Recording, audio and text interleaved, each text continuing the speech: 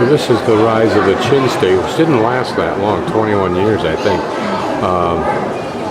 Qin Shi Huangdi was the man who built, or had built, the terracotta army. This was a water pipe. These are construction fittings similar to what we use today for the purpose of joining timbers or elements of the construction, as you see here in this drawing. This is a bronze wine vessel from the Warring States period, which came after the Autumn period. Notice how somewhat elaborate that is, and not so elaborate, very simple. And you have to wonder if there was a general degradation in the quality after the Zhou dynasty. This is called an ewer, E-W-E-R, in the Warring States period.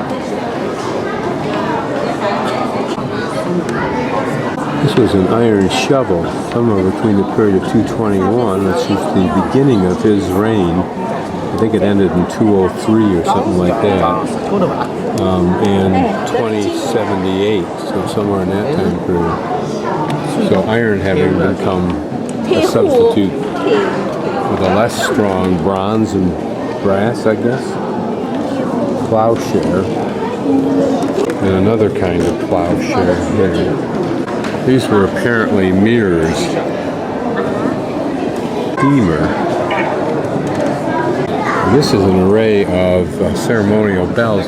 You wonder if that sculpting on the bottom, you see more of that even on the larger bells, had something to do with the sound. These are grave offerings, or what was in the grave.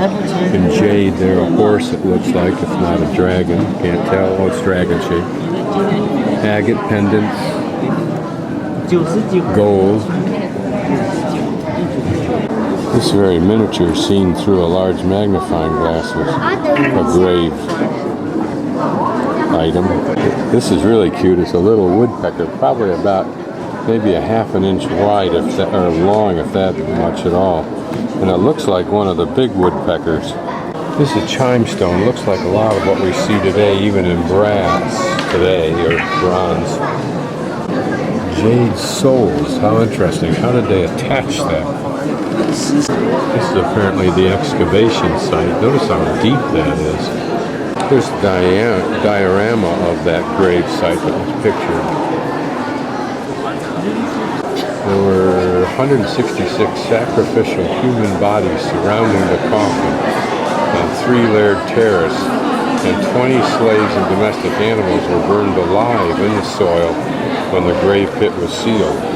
It's probably the site of King Jinggong of the state of Qin, who was buried in 537 BC.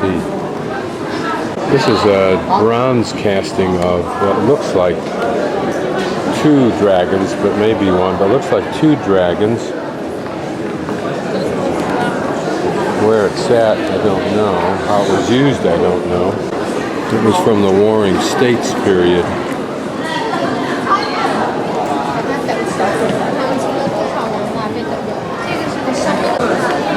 This apparently is the Emperor Qin Shi Huangdi, who only lasted about 18 or 19 years, but tremendous effect on the tourist industry. Okay, now we're in the terracotta army room, and I'm going to pan slowly through this little display of some of the soldiers. But as I do, look at the faces, because one of the articles I've read indicates that there are probably about 7 or 8 different facial designs for the Chinese at that time that are reflected throughout the Chinese army. One of which is high forehead, a wide head at the top and narrow at the bottom, like this man you see right here. Also this more of a square head. There in the background we see another. What was fascinating about the art, here's an example of the more rectangular but square large head, typified perhaps most by the green-faced soldier, which is very unique. And that large picture wall on the back may indicate such a fact as those 8 different face styles, but also that each one is supposed to be different. Now, One of the things that's important is that there were two kinds of sculptured faces. One done by the artisans of the emperor himself, which are very sophisticated, very straight-laced, prim and proper, rigid. And then there are the ones that were more done by those that were hired in from elsewhere in China. And those local craftsmen are more whimsical, human-like, friendly. Here the very large head, but notice in the back more elongated, narrower head. This apparently is a photo of the Shaanxi irrigation canal. You wonder if that was dug from an existing river bed, that it was expanded, or dug fresh.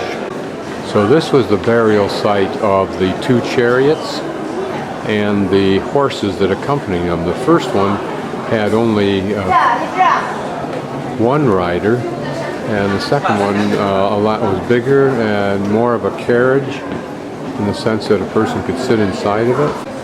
Some artifacts from that dynasty. This was also excavated at one of the sites. Notice the detail, including the dagger in the back. This is a kneeling archer, has the square face of the green-faced archer. Kneeling was a position of firing for an archer, would have been typical of a sniper. Notice what looks to be a little dagger, but maybe it was just a device for holding that part of the garment, which is metal, together. Yes, it looks like it is just that. Another close-up of a large square rectangular head. And we get a little idea of his clothing. What was that with his hands and arms on the side? Was it a muff of some sort? What instrument would have been in his hands? Would it have been a shaft held by the right, resting in the left?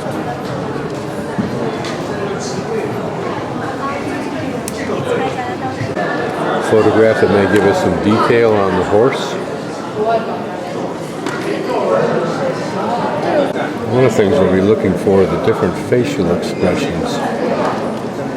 Like this one versus this one. Can you see a difference even though they're unrestored? Not sure.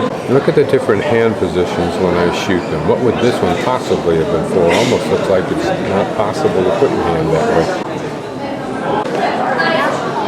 This is interesting. It's a bronze spear mold. The configuration of the back here, presumably for attaching it to something. But that's novel. It's the first time I've seen that. And a long stiletto type device, a sword or a spear. These are the devices that were given to commanders, giving them authority to amass an army. So this gave him power to conscript.